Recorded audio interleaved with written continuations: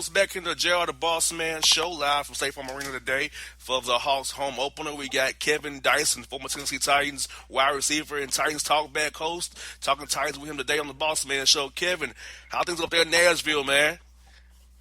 It's good, man. Got that glorified fall weather make you want to be outside golfing or something for an old retired dude, but man, everything's going well. I hear that, man. Well, I want to talk to you about the Titans, man. Come from London, 3-4, heading to that bye week. Before the year started, did you think this would be what the Titans were, 3-4 this time of year, with a chance to make a run second half of the year with these home games coming up? They have a lot of them coming up here. Do you just think that the Titans can make a run with the division kind of being 4-3 with Houston, 3-4 with Jacksonville and themselves? They can still have a chance to make the playoffs here. I kind of figured this year they'd be right there in the middle, at 7-9, 8-8.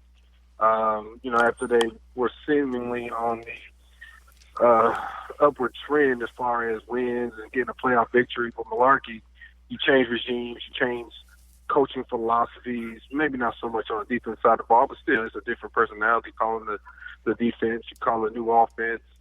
Head coach obviously has a different, more aggressive style of personality. There's going to be periods of aggression. And so you figure with that, the anomaly is the St. Louis Rams. Here I am, date myself, but the LA Rams is, that's McVay. What they've been able to do in his 2 years is not the norm. But that may show you how close they were to being really good before Jeff Fisher left. So, with that being said, they got a tough stretch. You look at their schedule part of the season. I was kind of predicting the 7-9, 8-8 type year anyway. And the way the schedule's mapped out, it's kind of played itself to that. You're going to have to steal a couple of wins versus some quality opponents. And from there, you can't lose the games you're supposed to win, like the Buffalo Bills type game. And, I think the way this division is lining up, they give themselves a good opportunity to win the division. Now, Kevin, this is my big thing. I'm trying to tell some Titan fans that, hey, SAJR, what about the receivers?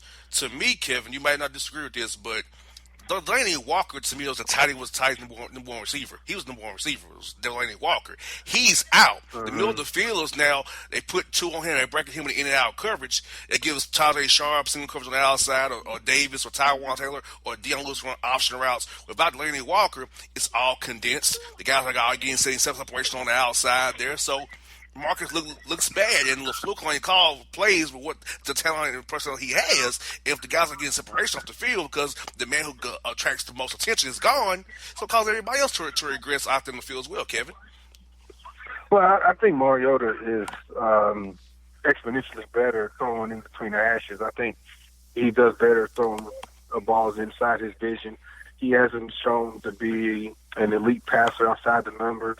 The deep ball, he hasn't completed a whole lot of deep balls outside the numbers, whether it be go routes or comebacks, things of that nature. He does very well with crossers across his face, many skinny posts and things of that nature. And typically those are tight end type routes. And so I think that's kind of the assumption, because Delaney was the guy running a lot of those option type routes, those inside routes where you have to, where the ball, basically the receiver's crossing your face. And I think that's been Mariota's strength. Now, he has people question his arm strength, and that, to me, equates being able to get the ball outside the numbers, throwing vertical passes outside. He hasn't completed a lot of those so far in his career. I think they definitely missed Delaney. In NFL in itself, the tight end position, it started with guys like I played with Frank Wycheck and Sharp and Tony Gonzalez and guys like that. They became stretch the field tight ends as opposed to just chain movers and Antonio Gates and guys. And so you've got guys like Delaney Walker now and Kelsey and Ertz and guys that are able to stretch the defense out and curate matchup problems for linebackers and safeties.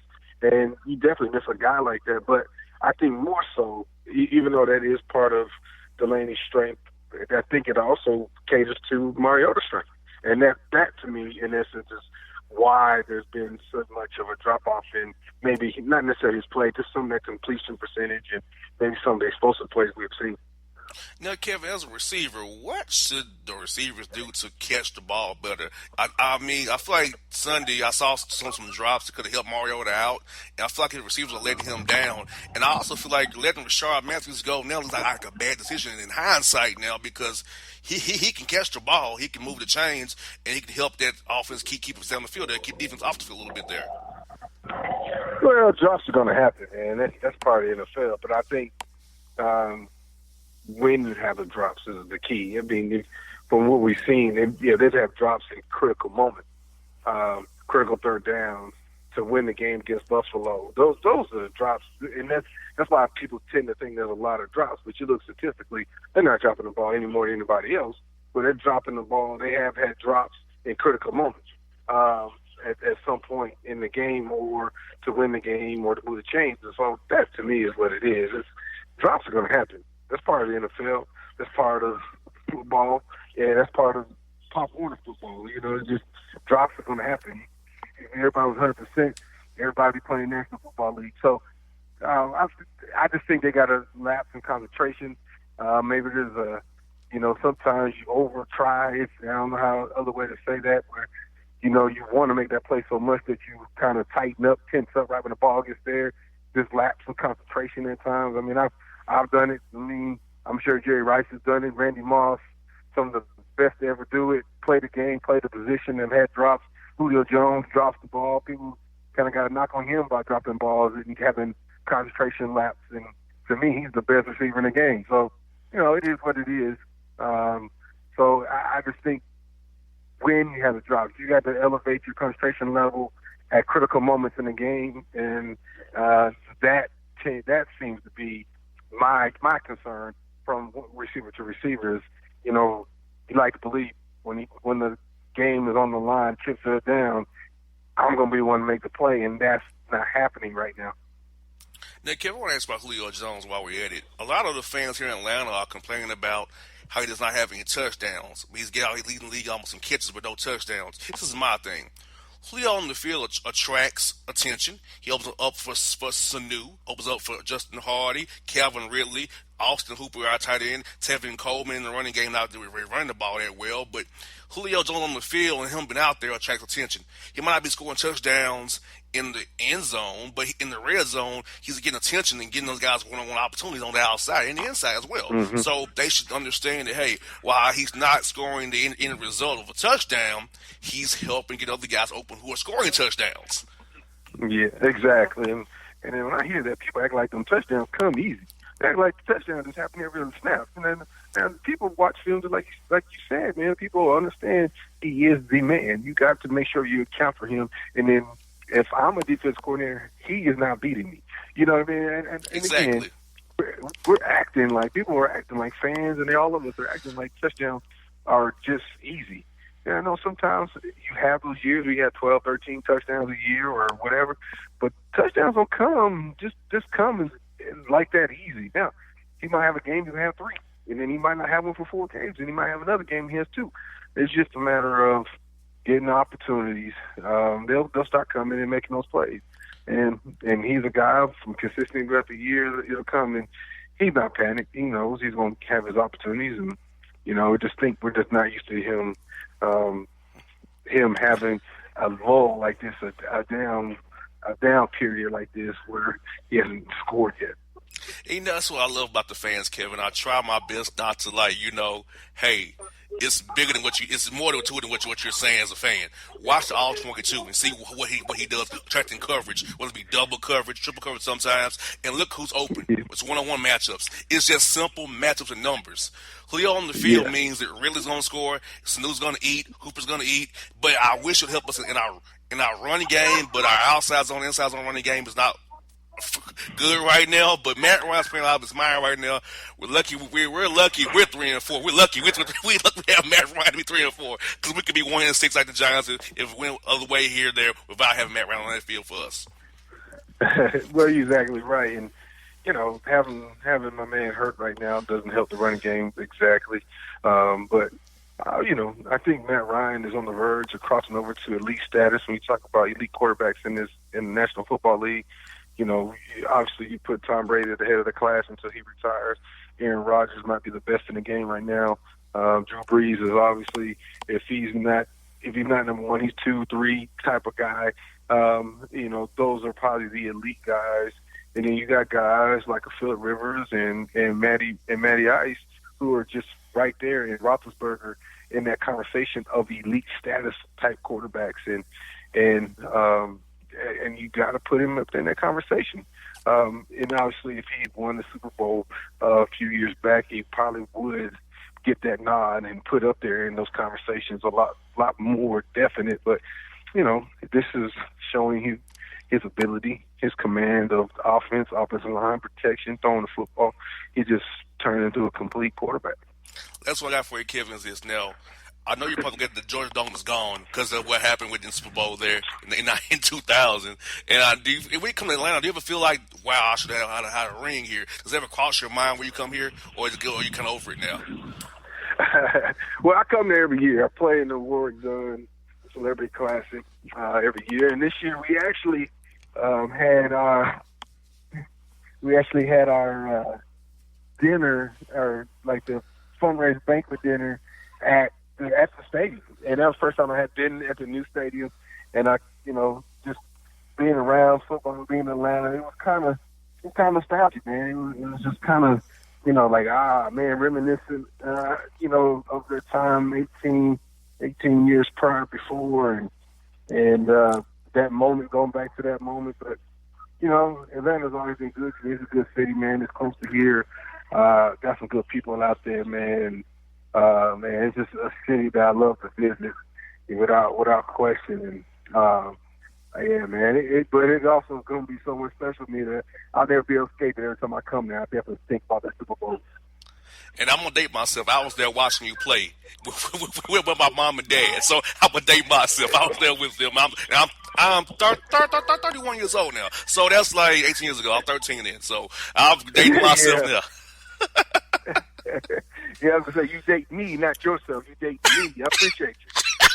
And me too, Dice. And me too, man. But I was there. I was cheering for you, man. I was supporting you guys. But yeah, I was like, man, I want him to win. Yeah, because I don't know if you remember when I think I met you when I was actually younger at Titan Training Camp with TSU back in the day when you first came up there. Because my mom has a house up there still. So I was spending summers with my mom. So I was at training camp. I met Chris Sanders, Jeff, and all those guys. All y'all I was over at TSU doing training camp over there back when y'all first got to town there. So I the Titans are big in my history for sure. Even though I'm living down in Atlanta, I've always been a Titan fan as well. Oh, man. Well, we appreciate it, brother, because I do remember that time. That was my rookie year, man, 20 years ago. So, yeah, man, that was a good time. That was kind of my introduction to Nashville, and man, I had a good time at TSU. I kind of missed it playing down there, having practices down there in the bowl or whatever they call it. The hole. Lions Den, Pit, whatever, man. I had a good time down there.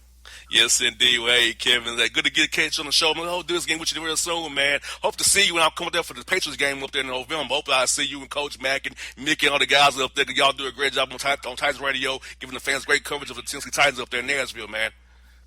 Yeah, no doubt. Just holler at me, man. We do our show each game about 2 hours before, about an hour after, man. And the home games, we're sitting right outside the south end zone. It's the Titan Fun Zone, and everybody just has a good time. Yes, indeed. With Kevin, thanks to God, man. Have a great day. Talk to you real soon, brother.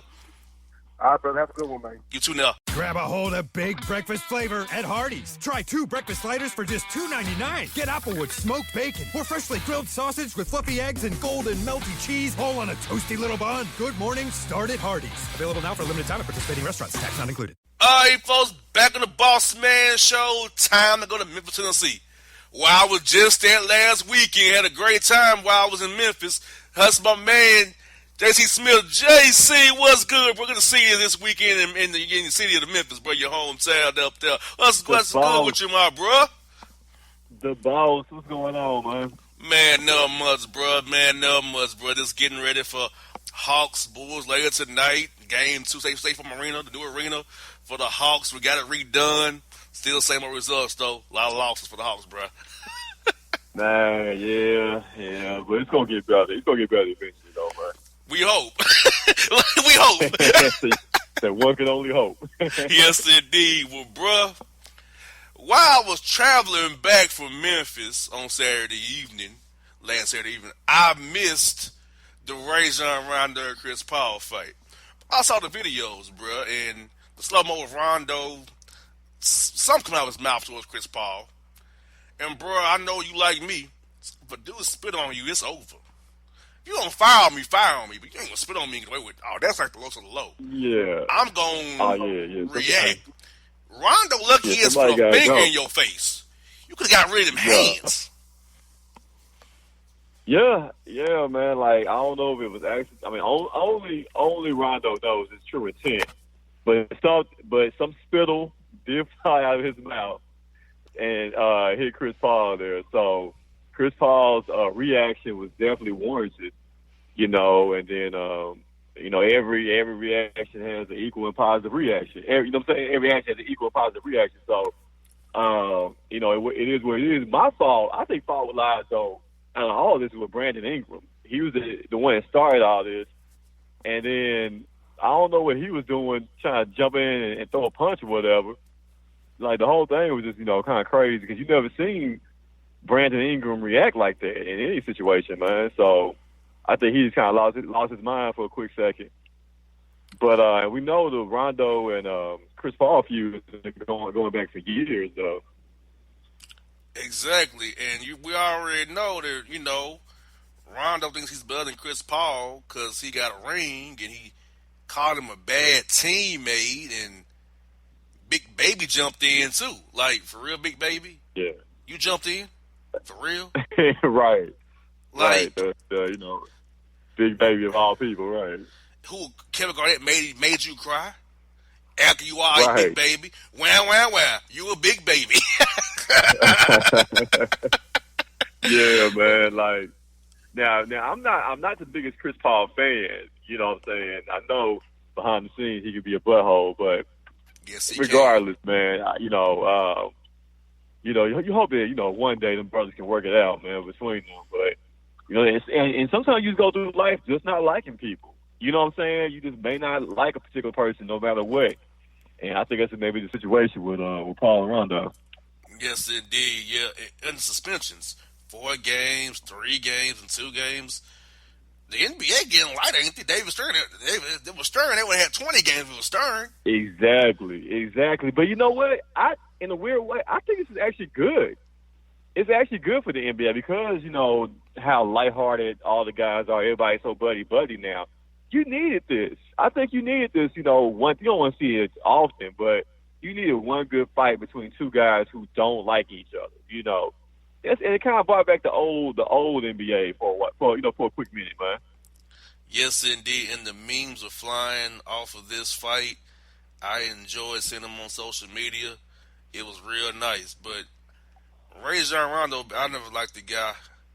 I find Chris Paul to be more approachable and talk to. I never liked Rondo. He's a know-it-all. He's weird. He's a loser to me. And he's not that good and he can't shoot. So there you go. I'm not a Rondo fan. I've never had an issue with Rondo or Paul as far as talking to him. But I understand where you're coming from when you say that, though. It reminds me of Larry Drew. Can't stand him. I love Mike Woodson, Terry Stotts. I love them people. Don't like Larry Drew. Not my guy. Yeah. Not my guy there.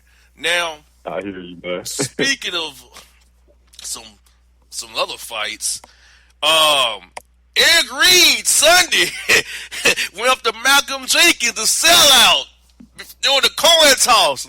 Let him know about his tap dancing and co-opting Colin Kaepernick's protest and get his own group funded. And I see a lot of these tap dancers, Stephen A., Whitlock, Harvey, Barkley, the typicals, saying he shouldn't have done that black-on-black crime and blah, blah, blah, blah, blah. Bro, for years, we allow disagrees people, okay? We ain't got to see eye to eye always, but come on. You co-opted this man's protest. You got it funded. Because when you do the math on it, it's $2.8 million per team that he got funded for his political coalition. Whoop-de-doo. That's dropping the buck for these owners. Right. Come on, man. You knew, and notice how we got the deal? He put raising his fist. They don't protest Yeah. at all anymore. So Yeah. Eric Reed's right. You still have to protest. You got your money for your coalition, and you left the fight.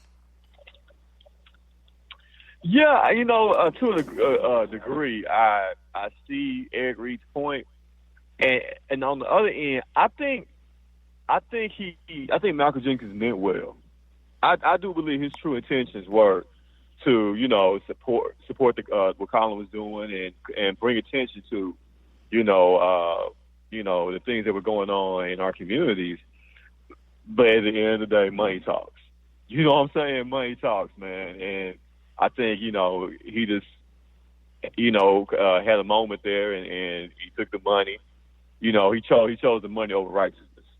You know what I'm saying? And in his mind, he's thinking, I can do good things with this money, but at the same time, yeah, it was kind of a sellout move, though. So, I understand where Eric Reed was coming from, man. But then again, I think it had good intentions behind it to begin with.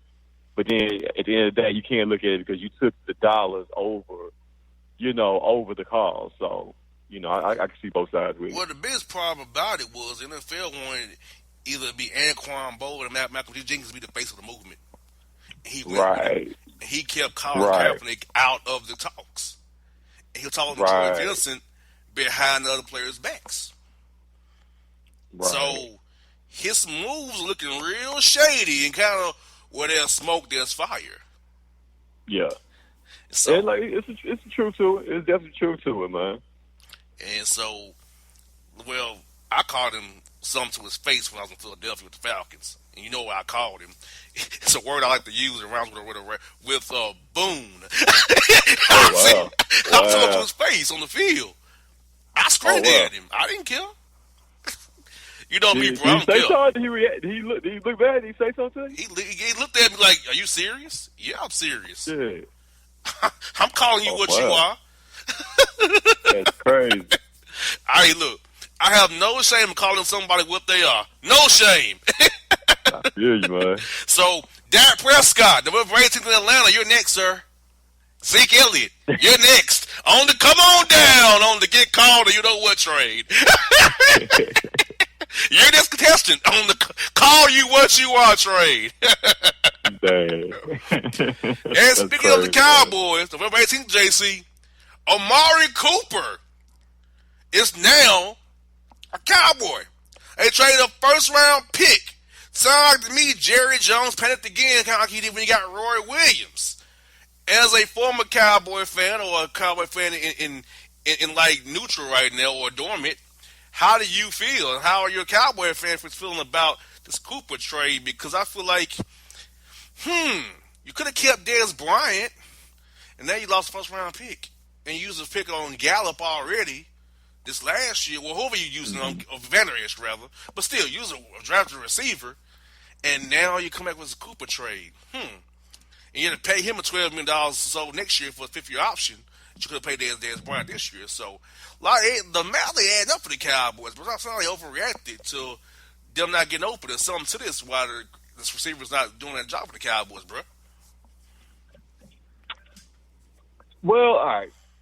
Being a dormant Cowboy fan like I am right now, I still I can phrase it best by saying, how you can love somebody but you're not in love with them. That's how I feel about the Cowboys right now. You know what I'm saying? Yeah. Until further notice. But with that being said, they did need help. They do need help at receiver. And the whole receiver by committee approach was not working.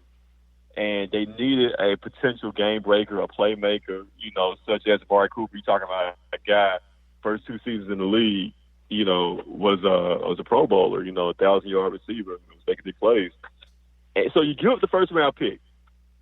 Yeah, they did, overpay, overspend.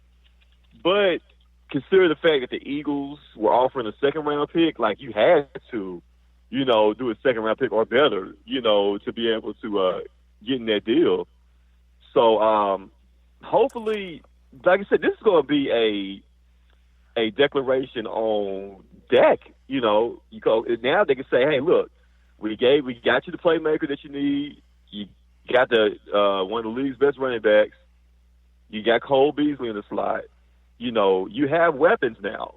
So, you know, this next year and a half, you know, this is going to go a long way to determine if the Cowboys are going to pay Dak Prescott $100 million. And you get the you know what I'm Titans saying? coming up on And Monday football too. So exactly. And you talk get about real Dak healthy Prescott. on them. Exactly. You talk about Prescott. You know, his threshold as far as passing yards. You know, he has a hard time getting over 200. Let alone 300 yards. He's only been over 300 yards, but I think maybe 3 times in his career. Think about that. In a 3-year, almost 3-year career now. Year too. Yeah. In almost a 3-year career now, he's only passed over 300 yards 3 times in his career. That's crazy. You know what I'm saying? So, you know, you got a playmaker now in Cooper. Dak, it's on you. You know, what you going to do with it, man? And if he doesn't succeed, whoever the next quarterback is has Mark Cooper, Zeke, Cole. You know, they're going to have weapons for the next quarterback if that can get done. Yes, indeed. Well, bro, what's getting on United Clicks? I know this is the last weekend of the month for Halloween purposes. Are you going to do it this week for Halloween celebration, or you going to push it into November, bro? What you going to do over at Clicks this week? No. We're doing it. We're doing it tonight, man. We're doing it this weekend, bro. It's going down, the official Clicks Halloween party. Last year, it was stupid, man. Everybody came through with their costumes on, so I'm looking forward to seeing what's going down tonight. And your boy, for the first time ever in my adult life, I have a costume, man. I can't tell you what it is, but you see the pictures, man. You go trip, dog. You gonna be dying when you see it, man. Yes, indeed. Well, you know, after the game Saturday, I have a date. I'm Saturday night's games. I'll be after the Hogs game, but I'll have a date. And Halloween night, I'll be on the road with the Hogs, so I won't miss Halloween altogether. But I know the picture's gonna be live in the Clicks group on Facebook, on your page. We're gonna see you what my man gonna be. Our ID might be Shaft or somebody, or Black Panther or somebody. That might be what you see from my man at Clicks tonight in Memphis. To say man, I give a little hint, man. Think purple. Think purple, man. I got you. I know who you are. I got you. I know who you are already. Genuine took one of your songs and made a song out of it. There you go, man. You know, it goes hand in hand with karaoke, man. No doubt, folks. That's my man in Memphis. J.C. Smith, brother. Good to see you this weekend, bro. We'll see you again down the road real soon, my guy. No doubt, my guy. You know me, hit the A-Town up real soon, man. No doubt, Cowboy weekend. He's coming, people. He's coming. Clicks in Atlanta. Clicks in Atlanta. Holler my man. Clicks in Atlanta. Holler my man. Get him to get karaoke. 17th, a Cowboy Falcons pregame party. Talk to my man today. Clicks Atlanta. Give it my man up, people. Let's do it. No doubt. My man, J.C. Smith, Bossman Show. We are out. Sally Beauty's new all-in-one hair color kits make it easy to color your hair at home. Get everything you need to color for beautifully radiant results. Loved by professionals, open to everyone. Sally Beauty. All right, folks, back on the Bossman Show. One segment a day of Bad Takes with Jay Monique. What is good, Jay? How are things going down in my home state of Florida right now? Oh, it's feeling nice outside right now. I mean, it's nice and refreshing to finally get away from the heat for once. Yes, heat and snakes are going away with the weather changing and the time change coming up in 2 weeks, people. Time change coming up in 2 weeks. Remember that. It's time change an hour back, okay? Remember that, people. And my Floridians, go out and vote for Andrew Gillum, Democratic governor. Vote for him. He's black. Vote for Bill Nelson, not Rick Scott. Vote for Bill Nelson. And vote for Amendment 4 so you can get 1.5 million Floridians who have been convicted of felonies the right to vote again in Florida. Get that done in Florida today. You hear me? Vote. Absolutely. Vote, Floridians. Thank you so much. Now, Jay, I'm going to start off with voting because it was a bad take here in Georgia. Secretary of State Brian Kemp here in Georgia, who's over the elections now, Jay, is trying to suppress the vote and not let African Americans vote with absentee ballots, trying to say that using the exact match. I'll say that. Say, for instance, that if I put on my voter registration rather than using JR, I put my real name on there. It's not an exact match, so I'm off the person off the roll. So He's trying to do that here in Georgia, Jay. So Stacey Abrams, the black lady, won't win the governorship here in Georgia. He must be stopped. That is the grand old punks play to keep black people disenfranchised from voting. This is for us to vote, push them off the road so they can cheat and rig the system so they can keep their power and their money and keep us down where we're at, Jay. Yep. And I hate them. Yep, that's dirty. It's very dirty. So we as blacks, people have to go out and vote in numbers to make sure we win and get the policy we want to get done. Now, Jay, this is another take on the conference room. A couple weeks ago, I was scared to take my conference room when people was farting in the conference room, eating fish in the conference room. They want dumb crap in the conference room. But we have a new low, Jay. A woman that's in the conference room, Jay, and was popping her spearmint gum in my ear repeatedly. That I told her. Now I use some harsh language that I don't use on air, but I told her shut the hell up for that miss.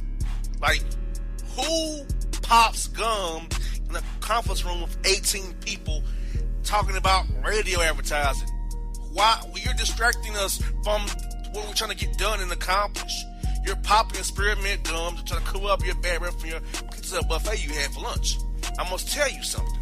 A lot of y'all out there who think gum covers up your bad breath, it don't. It just makes it worse. The mix of spearmint in your bad tongue and your bad breath or your halitosis not gonna make it any better, people.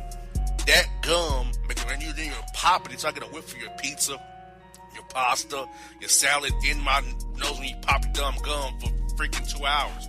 She's making these big old bubbles, Jay, like she's like a freaking fourth grader. Big old bubbles. Boom! Boom! Heifer, like, what are you doing, Heifer? I'm trying to listen to these popping this stupid stuff. Oh, you guess this annoying you? Hell yes, annoying me, ma'am. What's your deal? Calm down, sir. It's just scum. But you in my right ear. I value my hearing, lady. I don't want my hearing to go south because of your popping of your gum. Okay? And while you're at it, ma'am, guess what? I still smell your breath. It's failing you. It's not helping. Yeah, my breath don't stink. I'm a beautiful woman with curves in her figure. Yeah, with a funky mouth at the same damn time. Now what? Oh, man. But what adult sits there and blows bubbles with gum? You know, I mean, that's quite childish. That's what children do. When you become an adult, like, yeah, it's great to chew gum, but why sit there and blow them up into bubbles? Why? And at a conference like that, that's quite inappropriate. A terrible take by a woman in her late 30s. In her late 30s, yeah, she's grown. Yes. I don't do that at home, so I'm certainly not going to do that in a conference. Yeah, you're at work, basically. You're at work, basically, firing off scud missiles out of your mouth with these bubbles, spearmint, this orbit gum she had in her mouth. The spearmint. And guess what? The heifer didn't offer me no another damn gum. If you're going to pop it in my how rude. Offer me some. At least if you're going to pop it in my ear repeatedly. Yeah, man. do something to compensate. Like, ma'am, like, just because you're cute in the face, thick in the waist, does not excuse you from being a bad take, ma'am. You're trying to tell me, but I'm cute. I got curves. That don't mean nothing. It don't make you not be more or less annoying. This means you're annoying with dick hips and curves. That's all that means. It doesn't mean anything. Yep. This does not make your take good. Like, how does your looks compensate for your bad take? I don't understand that take even. How does your looks compensate for your bad take? It doesn't, ma'am. It's not supposed to. So, yeah, that take. And Jay, this is another take here in Georgia that disappoints me that my state has this take. There are people, Jay, paying to go to a, quote, sleep and nap center And the sleep and nap center has, quote, kitty playlands inside while the parents go sleep and nap. What the hell's going on here in Georgia? With, quote, sleep and nap centers with, quote, kitty playlands inside of them? Why are individuals paying to go sleep and nap at a sleep and nap center with kitty playlands? I don't understand this tech to save my life. I don't understand it either. Why not just nap at their houses for free? Exactly. And have somebody watch the kiddos for a few hours while they get their much needed rest. Exactly. What? You think I'm going to pay money to nap? Nope. Exactly. And furthermore, why is there a, quote, center for this? Another money-making gimmick. That's what that is. And whoever falls for it hands them over their money. I don't know how much they're charging for it, but, you know, I'm quite sure it's not cheap. And they're going to, you know, of course, throw all the bells and whistles of what benefits that they can get from going to this sleep and nap center. I would just tell them straight up, like, just sleep and nap at home. Exactly. And I thought, quote, hotels were the alleged sleep and nap centers for adults. Those were hotels with spas. That's what I thought. Pretty much. I didn't know that you needed to, quote, have a building for this. And when I saw it, I was angry by it. I was like, what in the hell? What bank funded this stupid idea? You know? And what fools are going, and the lot was filled up. People were going inside with their children. Oh my gosh. I am perplexed. This is even a take. I'm confused right now. And it was full. They just made bankroll. On a, quote, sleep and nap center. What? And I'm not going to say the name of the place, but it's I don't know what to tell you people. Sleep and nap center, it's in South Atlanta, near the airport, which is even more of a problem. The airport and me don't get along too well there, but I'm not going there today. But still, it's just like, are you kidding me? Sleep and nap center. So Jay, I know you got a little story for us. What you got for us today? Because I can't take any more of this sleep and nap center nonsense with kitty playlands and gun popping adults in conference rooms. Well, this one actually does not take the cake. Because a man tried to kill spiders in his house with a blowtorch, and he ended up burning his house down. Sounds about right. Yeah, so what happened was he was house sitting for his parents. So it wasn't actually really his house. He was house sitting for his parents in Fresno, California, when he noticed a number of dangerous spiders in the home. And he decided to use a blowtorch to solve this problem. So he attempted to kill black widows when the building caught on fire. He made it out safely. Fortunately, no one else was home at the time. And the house itself, yeah, it got burned down.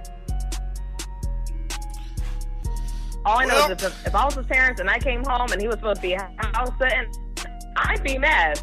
Like, we sit up there and have you house sit, and this is what you do, you burn the whole house down? Literally. Yeah, like, you don't go to a, quote, blowtorch to kill spiders. No, you don't. That's overkill. How about reach for the raid? You know, let's go for the Walson Hornet spray that kills spiders too.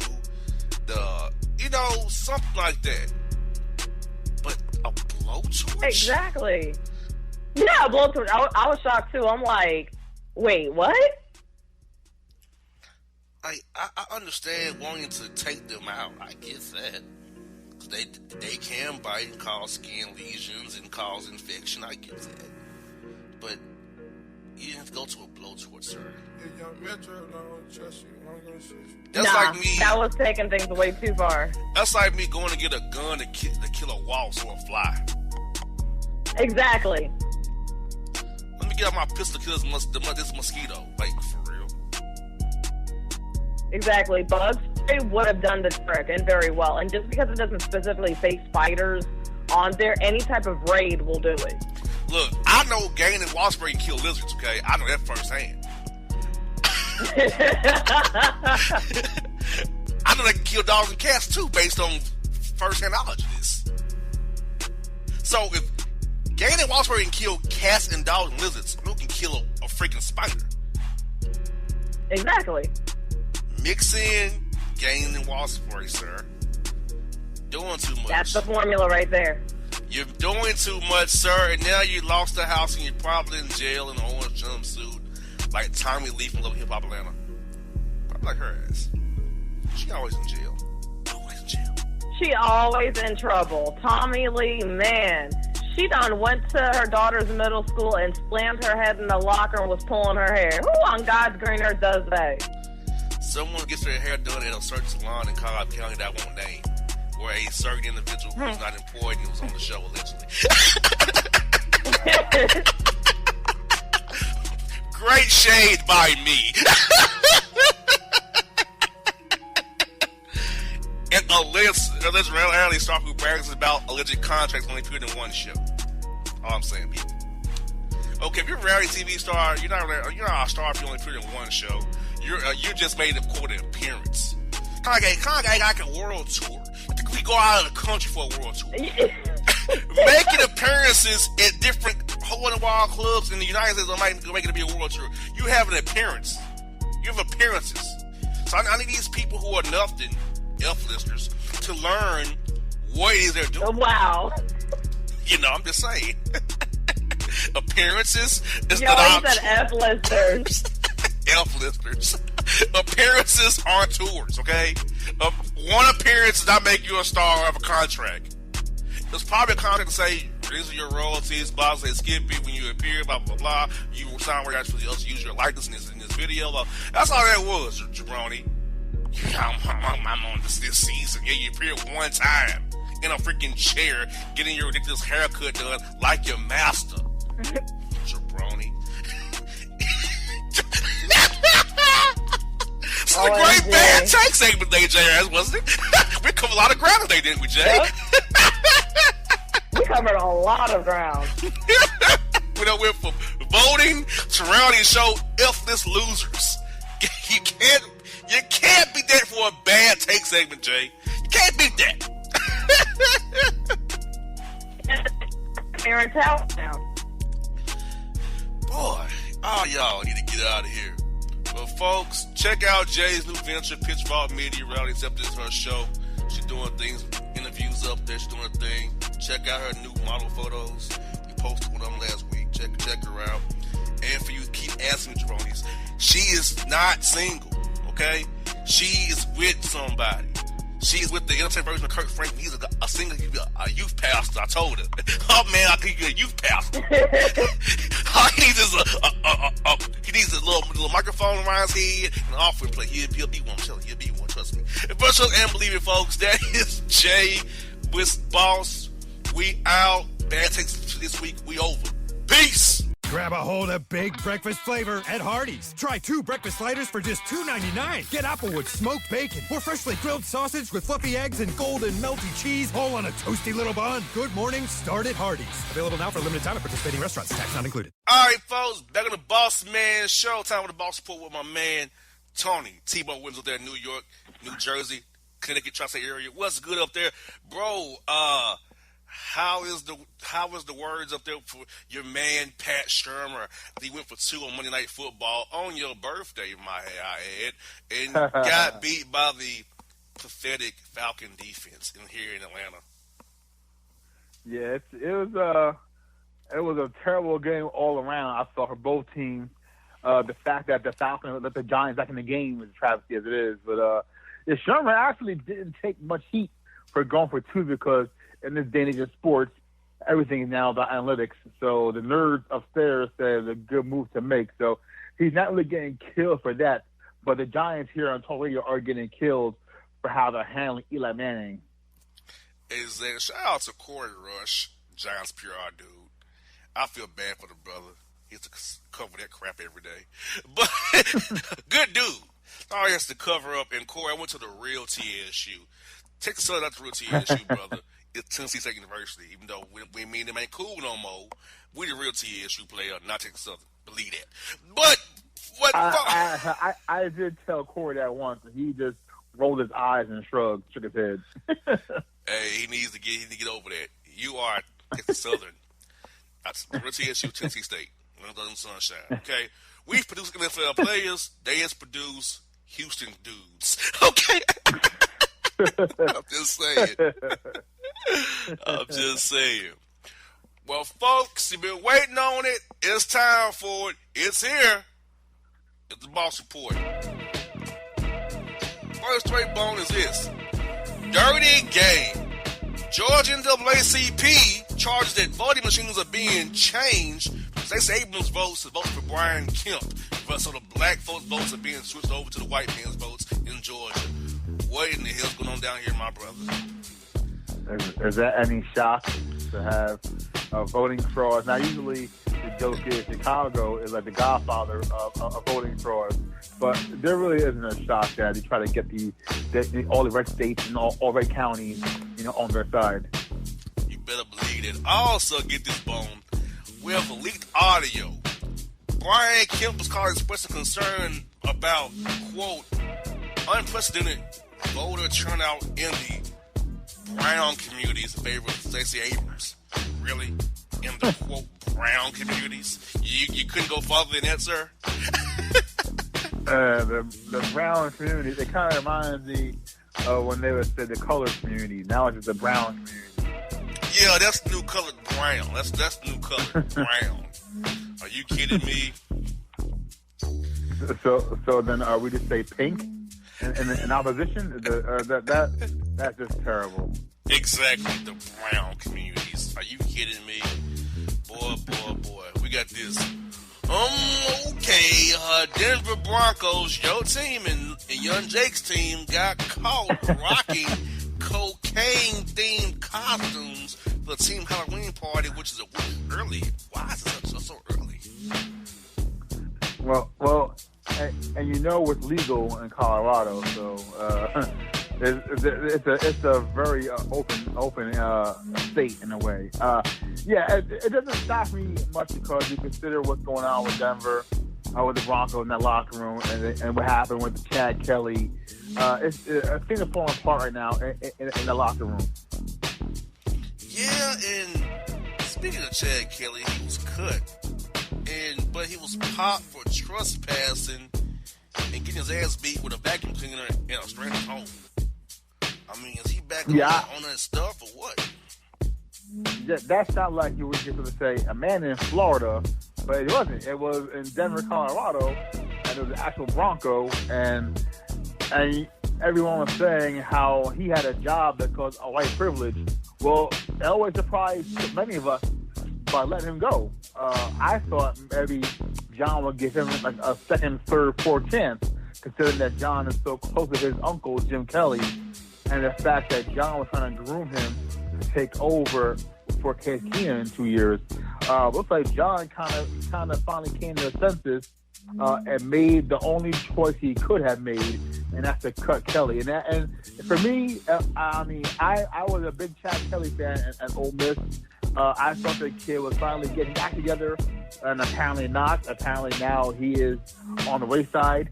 And honestly, it's a justified release. I'm sorry. As much as the kid had promised on the field, off the field, he's been a train wreck. And it's maybe about time for that boy to get his life together and maybe spend some time behind bars a little bit. Exactly. We got this bone. Florida men arrested after ciphering hurricane victims for fake insurance money, claiming they signed up with their insurance company that will help them out and replace all their belongings.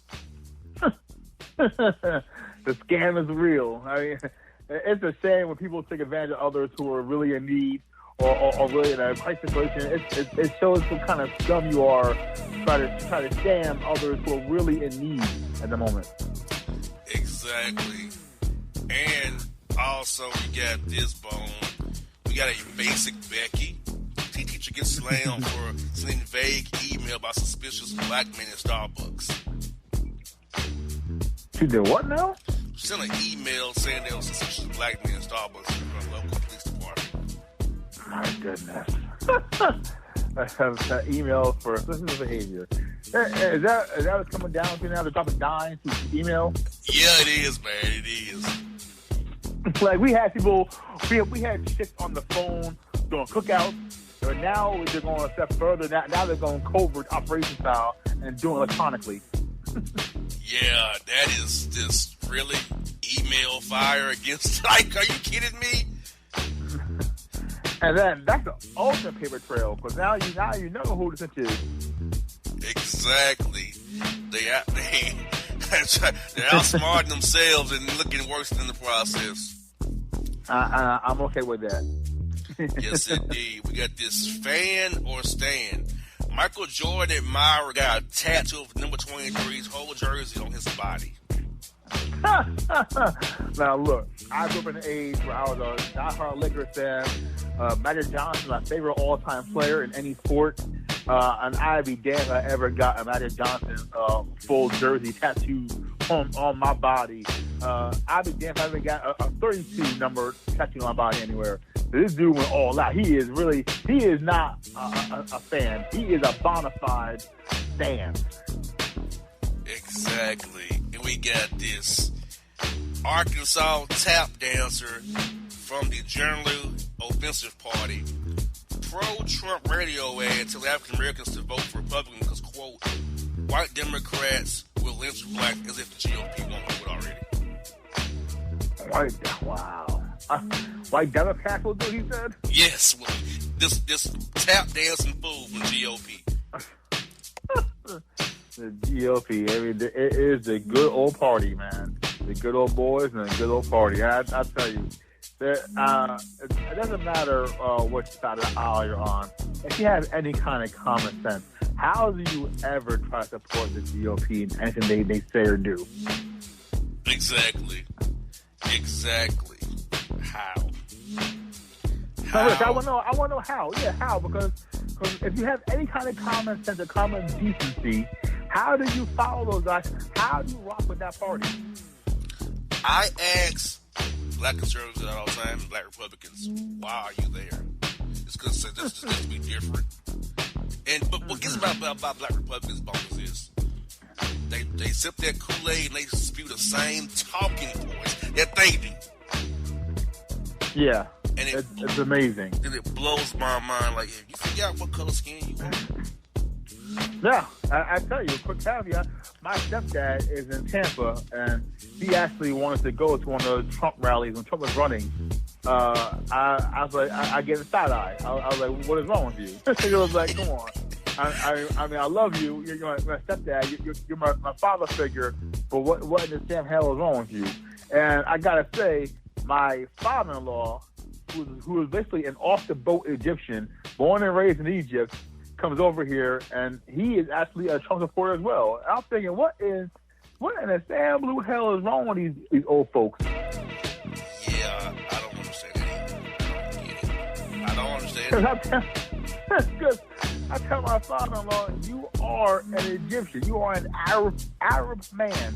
You are the kind of people that he wants to keep out of the country. Exactly. He has a ban on you. I tell you, I suffer fools. I don't suffer fools very well, and so we always get in that debate. So anytime I see it, best leave it all alone because it gets heated. Exactly. Like, look, black conservatives and black Republicans made me sick. Okay, I'm not gonna sit here and lie. I can't deal with them. I look at you like you're a fool. I don't know what they're paying you to be their front man for their gibberish, but I hope it pays well. Whatever it is, you know? Because you have no backbone and spine left talking to me, please. Right. Indeed. And get this. The surviving R. Kelly trailer goes in, Bone. It says, R. Kelly is this fun-loving guy, but Robert is the devil. So you'll be watching the surviving R. Kelly trailer on Lifetime. You'll be watching that ball. No, I would not be watching, and it reminds me of that famous line from Cookie Johnson, wife of Magic Johnson, when she would say, "The man I fell in love with was Irvin Johnson, but Magic is a monster, a different kind of guy." So Robert Kelly's trying to do the same thing, where he's pleading a bipolarism, I guess. I think he is. I don't know if that's how it was happening to me. Yes, we do. Yeah. P-Man. We know what happened to you, P-Man. It's unbelievable. These people, man, people who have money, they really know how to spend things, but sound dumber than they should. Exactly. We got this, bro. All the smoke. Nicholas Scott Cannon says he's a better rapper than Will Smith, Lil Wayne, Drake, and Andre 3000.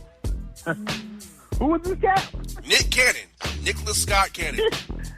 Nick Cannon, the guy from Wild Out? Yes, that guy, Mariah's ex. The guy who wore my aunt head rag, do-rag, come on his head. Come on, man. That cat, he is the epitome of right now of being wilding out. Come on, man. He got bars, I guess, as Kevin Hart says. Yeah, Kevin Hart. Another tap dancer that I know of.